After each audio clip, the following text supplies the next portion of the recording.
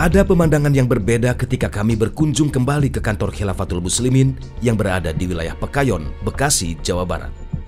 Sebelum terjadinya penangkapan terhadap pimpinan tertinggi mereka, yaitu Abdul Qadir Hasan Baraja pada 7 Juni 2022, suasana di tempat ini semua biasa saja. Namun ketika kami kembali ke tempat ini, semua tampak berbeda. Kondisinya sangat sepi, dan yang terlihat sangat jelas, papan-papan yang bertuliskan Khilafatul Muslimin sudah tidak bertengger lagi di sini. Semua atribut yang berhubungan dengan Khilafatul Muslimin sudah tidak ada, dan suasana tempat pendidikan yang telah ditutup ini pun sudah tidak beraktivitas lagi. Nampaknya pihak polisi sangat serius untuk menghentikan semua gerakan organisasi kemasyarakatan ini. Abu Salman yang sangat ini dipercaya sebagai juru bicara Khilafatul Muslimin tak menampik jika organisasi yang ia diami saat ini masih banyak kekurangan untuk melegalitaskan sarana pendidikan yang dibangun di atas tanah ini. Untuk sementara ini di-off-kan kurang lebih bisa sebulan lah. Dan saya juga berterima kasih kepada aparat setempat karena bukan berarti ini berhenti. Ternyata pihak aparat hanya ingin menyempurnakan legalitas pondok yang kurang sempurna, dan pondok kita ini secara legalitas sudah ada, hanya kurang sempurna saja. Ustadz tadi sempat mengatakan bahwa dalam waktu kurang lebih 1 bulan ini nanti akan ada penyempurnaan dari pondok pesantren maupun juga pendidikan sendiri. Itu apa yang dimaksud penyempurnaan? Iya, jadi selama ini legalitas yang kita miliki ini cenderung legalitas yang ngambang. Artinya ketika kita bicara izin berjenjang, kita masukkan ke Mendikbud, itu tidak masuk. Kita masukkan ke Kemenak, juga tidak masuk. Sehingga akhir ending permohonan saya udah kita masuk kepada pondok pesantren tradisional. Nah, pondok pesantren tradisional ini tidak ada istilah berjenjang, kelas 1, kelas 2, kelas 3, dan seterusnya, tetapi cenderung kepada tahfiz Quran, yang ini sudah didukung oleh pemerintah. Kenapa? Karena kita pondok ini pondok gratis, sosial kan. Kalau kita harus pondok modern, terus ada berbayar, ini menyulitkan sponsor. Sementara pondok ini sponsornya adalah Jamaah Khilafatul Muslimin.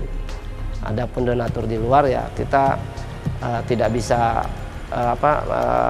istilahnya mengharapkan donatur dari luar. Tapi memang ini adalah sponsornya Jamaah Khilafatul Muslimin. Bagi Abu Salman, dirinya sangat tidak menerima jika organisasinya ini dikatakan sebagai organisasi yang bertujuan untuk mengguncangkan NKRI. Semua hal yang dituduhkan terhadap Khilafatul Muslimin jika keberadaannya ingin membuat negara di dalam negara, semua itu harus butuh pembuktian. Kalau bicara membentuk negara di dalam negara, sepertinya saya agak sedikit aneh lah ya. Kita aja yang seperti ini nggak ada kemampuan untuk berpikir bentuk negara dari mana caranya, ini kita tidak terpikir. Ditambah negara ini kan hutangnya banyak, dikasih aja kita nggak mau, apalagi mikir membentuk negara. Ini sebenarnya opini yang akan menjadikan Khilafatul Muslimin ada tekanan-tekanan tertentu. Nah ini opini saya harapkan ini perlu klarifikasi. Toh kalau misalkan Khilafatul Muslimin ingin mendirikan negara atau menegakkan negara, perlu bukti yang jelas, bukti yang nyata. Nah ini yang harus kita ungkap. Saya sendiri sebagai Jamaah Khilafatul Muslimin sejak bergabung 2006 tidak pernah ada nasihat-nasihat dan keinginan mengganti negara. Ini secara pribadi ya. Adapun oknum-oknum yang lain, mungkin teman-teman di sana misalkan kedapatan ingin mengganti negara, itu perlu diklarifikasi. Ini gerakannya memang lebih soft ya dibanding dengan kelompok-kelompok radikal teroris yang lain ya.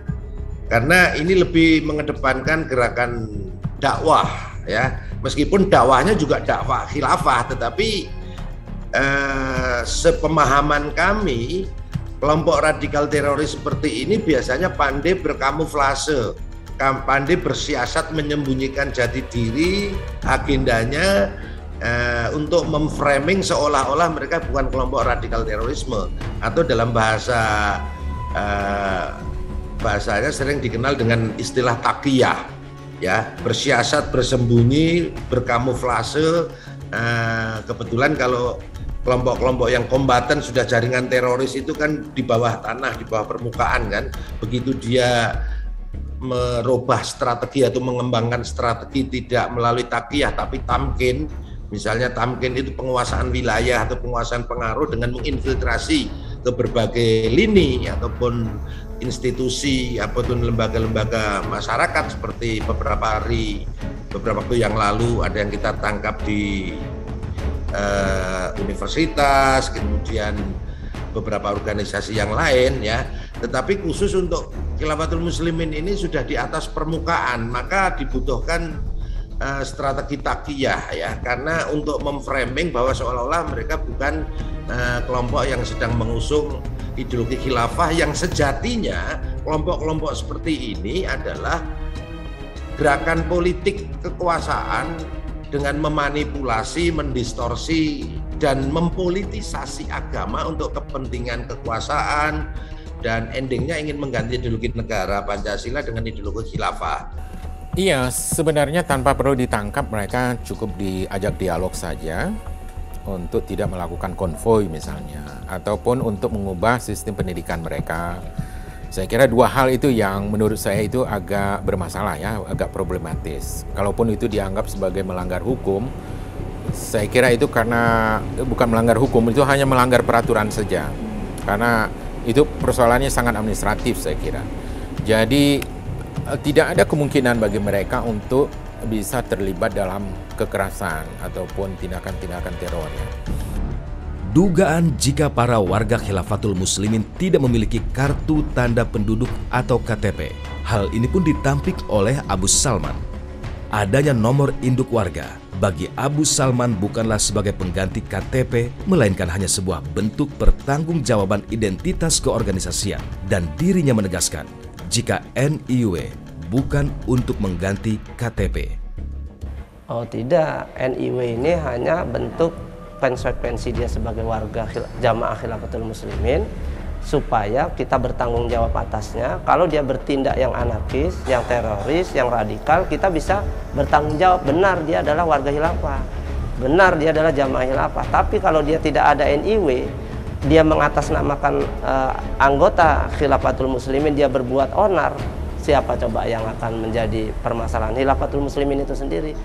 Nah ini perlu ditekankan lagi, kita tidak ada membuat NIW untuk menggantikan KTP, tidak ada. Nah, ini SIM ya, artinya memang. Nah sekarang SIM ini prosesnya butuh KTP gitu ya? Proses butuh KTP, ya kan, nggak mungkin nggak kan?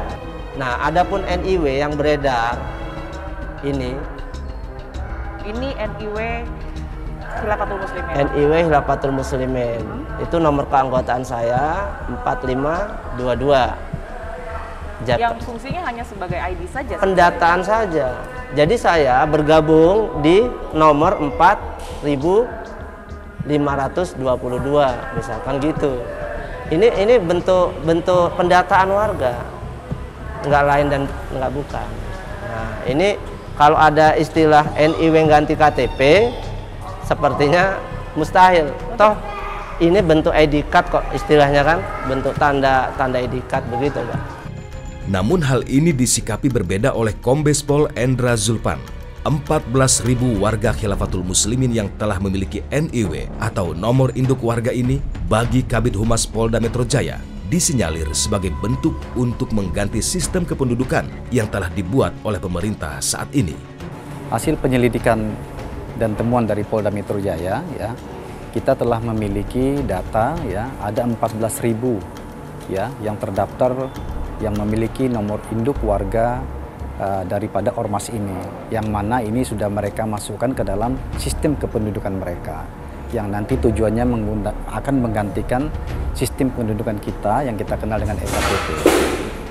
Ya, yang mereka tidak mengakui apa yang menjadi produk daripada pemerintah, sehingga mereka membuat sistem sendiri. Itulah yang saya sampaikan tadi, mereka membuat sistem kependudukan sendiri. Pembekuan 21 rekening yang terkait aliran dana Khilafatul Muslimin sangat disayangkan oleh Abu Salman. Masih sangat banyak dana yang ada di rekening yang dibekukan dan sesungguhnya masih sangat dibutuhkan oleh tempat pendidikan di Khilafatul Muslimin. Ustadz, sedikit saya mau mengkonfirmasi, infonya memang ada 21 rekening dari jamaah dari Khilafatul Muslimin yang kemudian dibekukan oleh PPATK begitu ya? Iya. Ini betul atau salah satunya rekening di sini, pondok kami nih. di Bekasi? Di Bekasi. Nah, bendahara kami di sini juga terblokir. Nah, harapan saya, ini kan pondok ini gratis. Pondok ini gratis gitu kan. Dan pemblokiran juga sepihak. Ya kan, kita sementara di dalam rekening ada saldonya. Ya kan? Terus Amir wilayah Sumatera Selatan juga Ustadz Gugun diblokir sepihak. Padahal nilai saldonya masih cukup banyak untuk pendidikan. Nah, ini harapan saya pemerintah cobalah jangan terlalu arogansi kepada kami gitu kan, jamaah Khilafatul Muslimin ini yang seperti dipojokkan, bahkan sampai uang yang mungkin nilainya sedikit juga diblokir. Nah, ini kan kita sebenarnya dana ini butuh, ya kan, walaupun nilainya 1 juta untuk pondok pendidikan yang gratis ini butuh buat kami gitu kan. Usai penutupan sarana pendidikan di tempat ini yang dilakukan oleh aparat kepolisian, para murid yang kebanyakan berasal dari luar Jawa, sebagian besar sudah dipulangkan ke daerah asalnya. Langkah kami pun terus menelusuri jalan ini, sampai pada akhirnya kami menemukan spanduk yang bertuliskan warga Pekayon menolak Khilafatul Muslimin di ujung jalan ini. Apa yang sesungguhnya terjadi terhadap warga Pekayon Bekasi hingga pada akhirnya spanduk ini terpasang sejalan dengan penangkapan anggota Khilafatul Muslimin dan penutupan semua kantor perwakilan Khilafatul Muslimin di seluruh Indonesia. Nah, ini pemirsa, spanduk yang memang sudah terpasang tidak jauh ya lokasinya sebenarnya dari sarana pendidikan yang dibangun di kawasan Pekayon tadi. Tulisannya adalah kami warga Pekayon Jaya Kota, Bekasi dan sekitar menolak keras kegiatan Khilafatul Muslimin yang bertentangan dengan atas nama negara Republik Indonesia. Begitu. Nah, mungkin kita akan mendapatkan informasi lebih lanjut. Mas, ini dengan perwakilan Karang Taruna, benar? Ya, kebetulan dengan saya Mas siapa? Faisal, Ketua Karang Taruna. Mas Faisal, Ketua Karang Taruna di sini. Betul. Ini spanduk saya lihat, ini memang berupa penolakan gitu ya Mas ya? Kemarin sempat ada rame-rame di pondok pesantren Khilafatul Muslimin begitu. Memang dipasangnya sebelum itu atau seperti apa, Mas? Kita sebenarnya sudah pernah datang ke mereka, mengingatkan mereka, kenapa sih kalian ini nggak mau pasang bendera merah putih? Kenapa sih kalian ini nggak mau pasang simbol negara, foto presiden gitu kan? Alasan kalian apa? Terus kami juga lingkungan ingin tahu kurikulum apa yang kalian terapkan ke santri-santri yang ada di sini.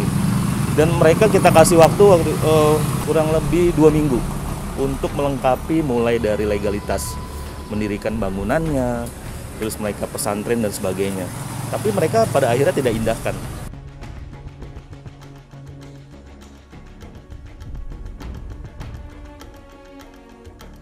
Bagi Faisal, keberadaan Khilafatul Muslimin yang sudah sejak lama ada di lingkungan tempat tinggalnya adalah karena tidak adanya kepedulian dari masyarakat dan edukasi dari pemerintah daerah setempat tentang organisasi yang dilarang di negeri ini.